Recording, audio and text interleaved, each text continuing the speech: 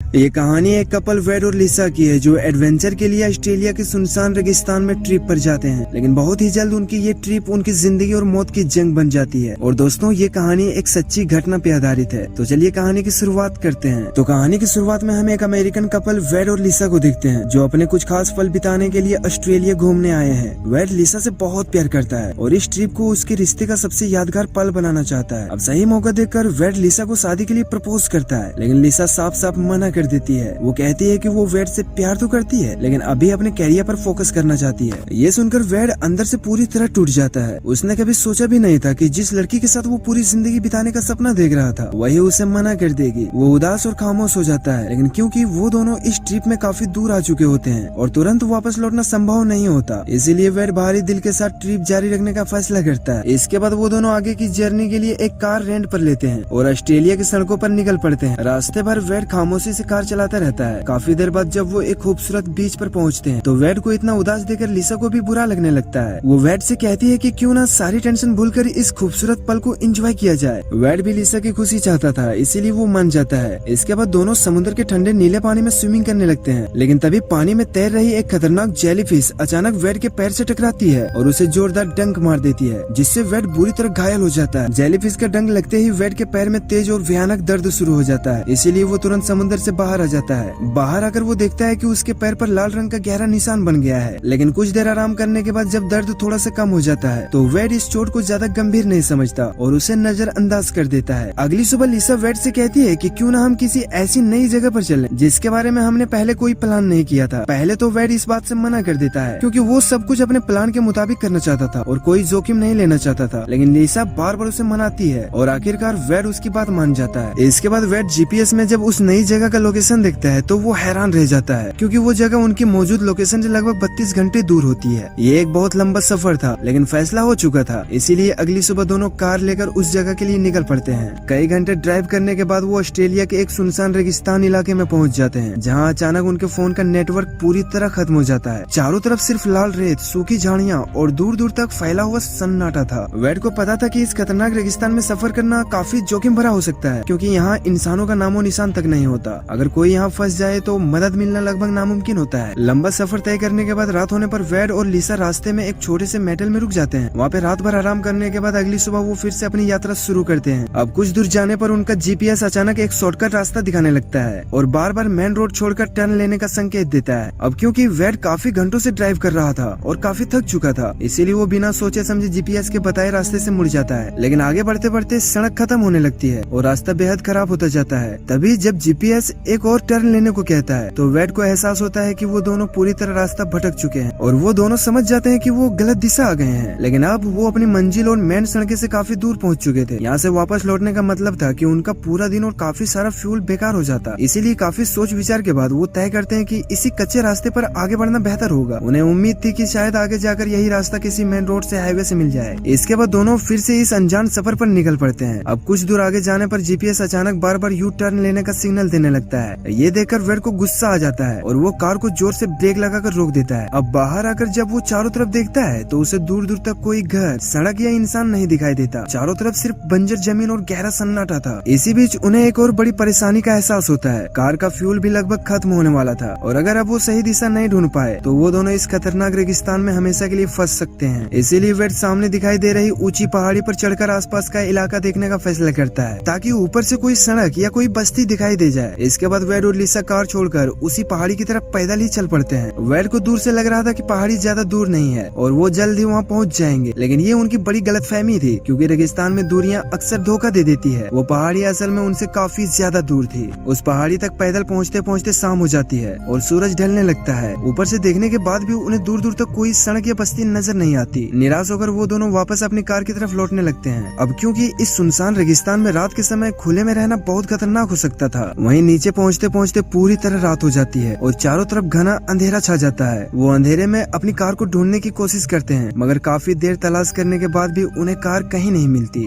दरअसल चारों तरफ एक जैसा ही रेगिस्तान होने की वजह से वो उस जगह का रास्ता ही भटक जाते हैं जहाँ पे उन्होंने अपनी कार छोड़ रखी थी। अब जैसे तैसे रात गहरी हो जाती है, रेगिस्तान की ठंड भी बढ़ने लगती है। मजबूर होकर वो दोनों एक जगह रुक कर रात बिताने का फैसला करते हैं और ठंड से बचने के लिए एक दूसरे से लिपट कर सो जाते हैं। अब अगली सुबह वेड उठता है तो देखता है कि जेलीफिश के डंक वाली जगह पर इन्फेक्शन काफी बढ़ चुका है और अब उसे चलने में तेज दर्द हो रहा है, लेकिन फिर भी वो जानता था कि यहाँ रुकना खतरनाक है, इसीलिए दर्द सहते हुए लिसा के साथ फिर से कार ढूंढने निकल पड़ता है। यहाँ पे दोनों पूरा दिन तपती हुई धूप और गर्म रेत में कार खोजते रहते हैं, लेकिन बदकिस्मती से उन्हें कार नहीं मिलती और शाम भी हो जाती है। यहाँ पे पूरे दिन उन्होंने कुछ भी खाया पिया नहीं था, इसीलिए गर्मी और प्यास से उनकी हालत खराब होने लगती है। अब रात होने पर वो एक सुरक्षित जगह देखकर वहीं जमीन पर सोने का फैसला करते हैं। थकान की वजह से उन्हें जल्द ही नींद आ जाती है, लेकिन जब लिसा गहरी नींद में होती है तभी रेगिस्तान में पाया जाने वाला एक खतरनाक जहरीला बिच्छू उसे डंक मार देता है। अब सबसे हैरानी की बात ये थी कि गहरी नींद और बेहद थकान की वजह से लिसा को उस बिच्छू के डंक का जरा भी एहसास नहीं होता और वो पूरी रात सोती रहती है। अगली सुबह जब वेड की नींद खुलती है तो वो हमेशा की तरह लिसा को जगाने की कोशिश करता है, लेकिन काफी देर तक आवाज देने और हिलाने के बाद भी लिसा नहीं जागती। जब वेड पास जाकर ध्यान से उसके चेहरे को देखता है तो उसके होश उड़ जाते हैं, क्योंकि लिसा के होंठ नीले और काले पड़ चुके थे और वो गहरी बेहोशी में होती है। ये हालत देखकर वेड बुरी तरह डर जाता है। उसे समझ नहीं आता कि रात भर में लिसा के साथ आखिर हुआ क्या है, लेकिन वो हिम्मत नहीं हारता। वो लिसा को अपने कंधों पर उठाकर किसी तरह अपनी कार को ढूंढने की कोशिश करने लगता है। हालांकि वेड के पैर का घाव अब काफी बढ़ चुका था और इन्फेक्शन की वजह से उसे हर कदम पर तेज दर्द भी हो रहा था। ऊपर से पिछले 2 दिनों से उसने कुछ खाया पिया भी नहीं था, इसीलिए उसकी बची हुई ताकत भी धीरे धीरे खत्म हो रही थी। आखिरकार कमजोरी की वजह से वेड बेहोश होकर लिसा के साथ ही गर्म रेत पर गिर जाता है। अब कुछ समय के बाद आसमान से उड़ते हुए प्लेन की तेज आवाज सुनकर उसकी अचानक आंख खुलती है। वेड पूरी ताकत लगाकर उठता है और उस प्लेन की तरफ हाथ दिखाकर मदद मांगने लगता है। वो जोर जोर से चिल्लाता है, लेकिन प्लेन बहुत ऊंचाई पर होने की वजह से पायलट उसे नहीं देख पाता और यहाँ से निकल जाता है। अब अपनी आखिरी उम्मीद को यूं जाते देखकर वेड टूट जाता है, लेकिन फिर भी वो हार नहीं मानता। वो आसपास पड़े छोटे छोटे काले पत्थरों को इकट्ठा करता है और रेत पर उनसे एक बड़ा सा SOS लिख देता है, ताकि जब अगली बार कोई हेलीकॉप्टर या प्लेन वहाँ से गुजरे तो इन निशान को देखकर उनकी मदद कर सके। वहीं 2 दिनों से बिना खाना और पानी के वेड की हालत बेहद खराब हो चुकी होती है। उसका शरीर पूरी तरह डिहाइड्रेट हो चुका था और उसे तेज प्यास लगी थी। अब बचने का कोई रास्ता ना देखकर वो मजबूरी में अपना ही यूरिन पीने का फैसला करता है, ताकि इस खतरनाक रेगिस्तान में कुछ और समय तक जिंदा रह सके। इसके बाद वेड अपने यूरिन को इकट्ठा करने के लिए कोई खाली बोतल ढूंढने लगता है। जाने से पहले वो रेत पर पत्थरों से निशान बनाता जाता है, ताकि लौटते समय रास्ता भटके बिना आसानी से लिसा तक पहुंच सके। वेड के जाने के कुछ समय बाद लिसा को होश आ जाता है, लेकिन जैसे ही वो उठने की कोशिश करती है उसे पता चलता है कि बिच्छू के जहरीले डंक की वजह से उसका एक हाथ बिल्कुल काम नहीं कर रहा। अपनी ये हालत देखकर वो बुरी तरह घबरा जाती है। उधर काफी देर रेगिस्तान में ढूंढने के बाद वेड को आखिरकार अपना बैग मिल जाता है, जिसे वो पहले कहीं भूल गया था। उस बैग में उसे एक खाली पानी की बोतल मिलती है। वो उसी बोतल में अपना यूरिन इकट्ठा करता है और मजबूरी में वो उसे भी पी लेता है, ताकि किसी तरह इस खतरनाक रेगिस्तान में थोड़ा और जिंदा रह सके।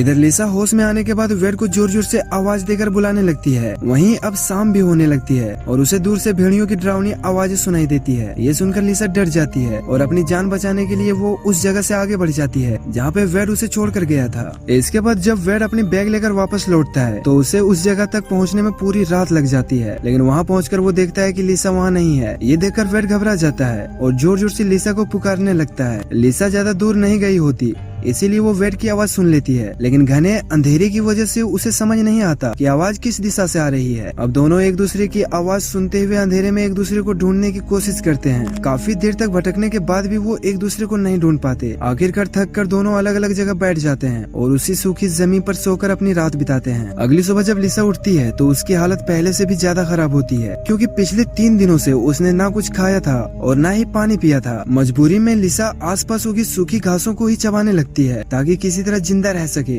दूसरी तरफ सुबह उठने के बाद वेड भी चलने की कोशिश करता है और काफी देर भटकने के बाद आखिरकार एक कच्ची सड़क तक पहुंच जाता है। किस्मत से उसे अपनी वही कार भी मिल जाती है जिसे वो इतने दिनों से ढूंढ रहा था। अब कार देखकर उसकी आंखों में उम्मीद की चमक आ जाती है, लेकिन कार मिलने के बाद भी उसे राहत नहीं मिलती, क्योंकि कार के अंदर ना पीने के लिए पानी बचा था और ना ही खाने का कोई सामान। और उससे भी बुरी बात ये थी कि वेड ने पहले दिन जल्दबाजी में कार के अंदर की लाइट जलती छोड़ दी थी, जिसकी वजह से कार की बैटरी पूरी तरह खत्म हो चुकी थी और अब कार स्टार्ट भी नहीं हो सकती थी। ये देखकर वेड पूरी तरह टूट जाता है, लेकिन उसे लिसा की जान बचानी थी, इसीलिए वो कार का बोनस खोलता है और मजबूरी में वाइपर फ्लूइड पीने का फैसला करता है। वो सोचता है कि इस फ्लूइड को पीकर वो अपना यूरिन इकट्ठा कर सकेगा और उसे लिसा को दे पाएगा, ताकि कम से कम लिसा प्यास से न मरे। अब फ्लूइड पीने के बाद वेड एक खाली बोतल लेकर लिसा को ढूंढने के लिए फिर से निकल पड़ता है। देखते ही देखते शाम ढल जाती है और रात हो जाती है, लेकिन उसे लिसा कहीं नहीं मिलती। इसी बीच जहरीला वाइपर फ्लूइड पीने की वजह से वेड के पेट में भयानक दर्द शुरू हो जाता है। दर्द से तड़पते हुए वो रेत पर एक छोटी सी आग जलाकर वहीं लेट जाता है। उधर अगली सुबह लिसा सूखी घास और झाड़ियों को खाकर अपना पेट भरने की नाकाम कोशिश करती है, लेकिन लगातार 4 दिनों से पानी ना पीने और भयानक गर्मी की वजह से उसे तेज डिहाइड्रेशन हो जाता है। उसका सिर चकराने लगता है, वो थक कर रेत पर गिर जाती है। लिसा को लगने लगता है कि अब उसकी मौत तय है। तभी अचानक उसकी नजर रेत पर बनी एक लंबी लाइन पे पड़ती है। ये वही लाइन थी जो वेड ने उसे ढूंढने के लिए बनाई थी।